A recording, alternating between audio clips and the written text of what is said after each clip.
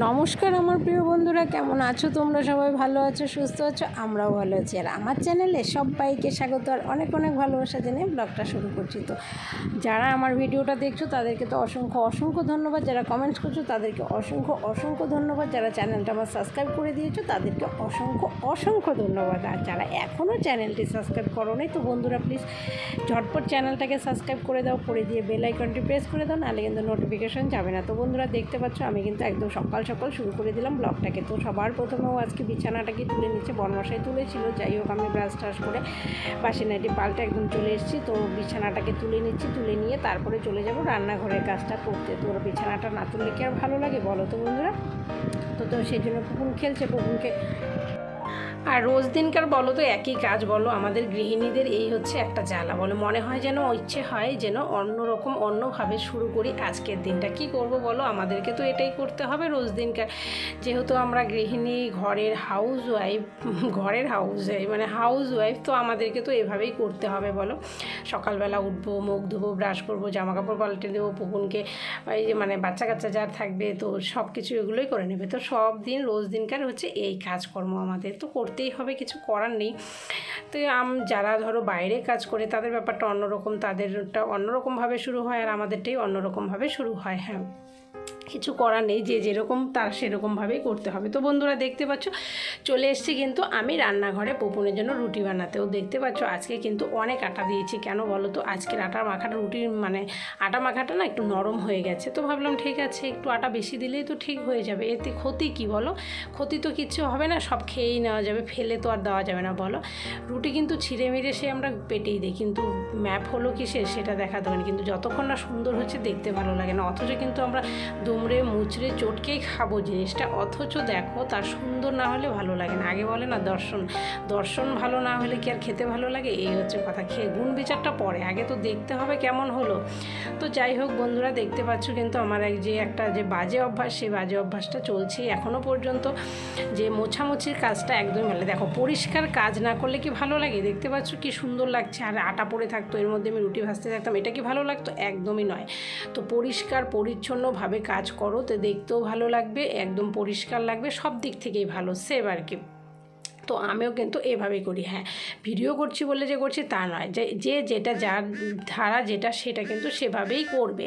তো আমিও এভাবেই করছি, আমারটা এইভাবেই চলে আসছে আজীবন, তো আমিও এইভাবেই করছি। ভিডিও করছি বলে পাল্টে যাবে একদমই নয় বন্ধুরা, যেরকম আমি সেরকমভাবেই করছি কাজটাকে। তো দেখতেই পাচ্ছ রুটি ভাজা কিন্তু মোটামুটি আমার হয়ে আসছে। তো রুটি ভাজা হয়ে গেলে তো করে নিব, তারপরে পুপুনের জন্য জল গরম। তো জল গরমটা তো করতেই হবে, কারণ আর দেখো রুটি তো আর সবগুলো নয়, আজকে কিছু পরোটা। আর এদিকে দেখো দুধ হয়ে গেছে, তো দুধটা আমি ছানার জন্য দিয়ে দিচ্ছি, আর এটাকে নামিয়ে নিলাম। এদিকে ছানাটা বসিয়ে দিলাম, ছানার পাউডার তো আগেই দিয়েছি। আগে বুঝতে পারতাম না বলে কি করতাম বলো, ছানাটাকে একটা বাটিতে জল দিয়ে গুলিয়ে দুধটা উতলালে তারপরে এখন কি করি বলো তো, এই যে কাজ করতে করতে অভিজ্ঞতা বেড়ে যায়, তো এই অভিজ্ঞতা থেকেই এগুলো হয় বলো। এখন কি করি, পাউডারটা আগেই বা হাঁড়িটাতে দিয়ে দিয়ে দুধটা দিয়ে দিই। দুধটা যেহেতু আগেই আমার একটাতে গরম হচ্ছে, তো সাথে সাথে হয়ে যায়, একদম সময় কম। তোমরাও চাইলেও করতে পারো। দেখো এইভাবে যদি কাজগুলো করো তোমাদের অনেক অনেক সাশ্রয় হবে। তো আমিও কিন্তু এভাবেই করছি আর কি কাজটাতেও। দেখতেই পাচ্ছ দেখো ছানার পাউডারটাও কম লাগছে, থালা বাসন থেকে অনেকটা সাশ্রয় পাবে, ধোয়াধুয়িটা কম করতে হবে, মানে সব দিক থেকে সেভ আর কি।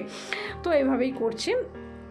আর এদিকে দেখো আমার মোটামুটি কিন্তু কাজ কমপ্লিট হয়ে আসছে। তো এদিকে এখন জল গরমটাও হয়ে গেছে, আর এই বাটিগুলো সব আমি ধুয়ে নিচ্ছি। তো বাটিগুলো ধোয়া হয়ে গেলে তারপরে চলে পুপুনের খাবারটা ভিজিয়ে রাখবো। আর দেখো একদম সকাল থেকে রাত পর্যন্ত যে বাসনগুলো পরপরগুলো সব আমার সাজানো থাকে। তোমরা তো রোজ দিন দেখো 3টে থাকে, যখন যেটার প্রয়োজন হবে আমি একদম গরম জল দিয়ে ধুয়ে রেখেছি, তারপরে শুধু খাবার দেওয়ার আগে একটু ঠান্ডা জলে ধুয়ে নেব। তো আমার সকালবেলায় একদম সমস্ত কাজ, সারা দিনের সংসারের কাজটা দেখো কিভাবে গুটিয়ে রাখা যায়। তো এইভাবেই কাজগুলো করলে কিন্তু একদম ইজি হয়ে যাবে। তো আমিও কিন্তু এভাবেই করছি, সকাল থেকে রাত পর্যন্ত বাটিগুলো দেখলে পরপরগুলো কিন্তু আমি সবগুলো ধুয়ে একদম পরিষ্কার করে রেখে দিয়েছি। হ্যাঁ, ওগুলো তো ধোয়া হবে অবশ্যই। তো এভাবে করো তোমরাও কাজটা, দেখো একদম সহজ হয়ে যাবে। আর এদিকে দেখো রান্না বসিয়ে দিচ্ছি, আর এটা কিন্তু সেই ফেভারিট খাবার, সেটা হচ্ছে কচু বাটা।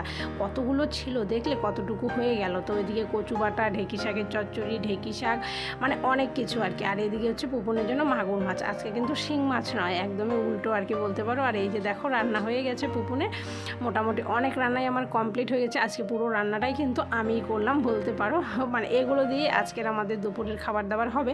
বেশ একটু অন্যরকম, আমি একটু গার্নিশিং করছি, কেন বলতো আমার কাছে ভালো লাগে। তোমাদেরকে বলেছি না যে খাওয়াতে রাতে গার্নিশিং করতে পুরোটাই আমার কাছে ভালো লাগে, কিন্তু সময়ের জন্য আমি পারি না করতে, তাই আর কি। হ্যাঁ, অনেকে ভাববে তো কেন করো না, বাচ্চাকে কারো থাকে না? হ্যাঁ অবশ্যই থাকে, কিন্তু হয় না, সময়ে হয়ে ওঠে না, তাই করতে পারছি না। আর এদিকে দেখো, আর এইটা ঢেঁকি শাকটা হলেই কিন্তু আমার রান্না একদম কমপ্লিট। তো এদিকে বাটা হয়ে গেছে, কড়াই নামিয়ে নিলাম। এখন এটা শাকটা হয়ে গেলে পুরো গ্যাস ট্যাস মুছে একদম পরিষ্কার করে নেব, তারপরে আমার একদম কাজ আর কি কমপ্লিট রান্নাঘরের আর কি। আজকে রান্নাবান্না অনেক কিছুই করলাম আর কি বলতে পারো। দেখো কত রান্না করেছি। তো আরেকটা রান্না করেছিলাম, সেটা হচ্ছে মুখি দিয়ে হচ্ছে তরকারি, সেটা হচ্ছে পেঁয়াজ রসুন টসুন দিয়ে, বেশ একটা টেস্টি, দারুণ ভালোই লাগে, খেতেও খারাপ নয়।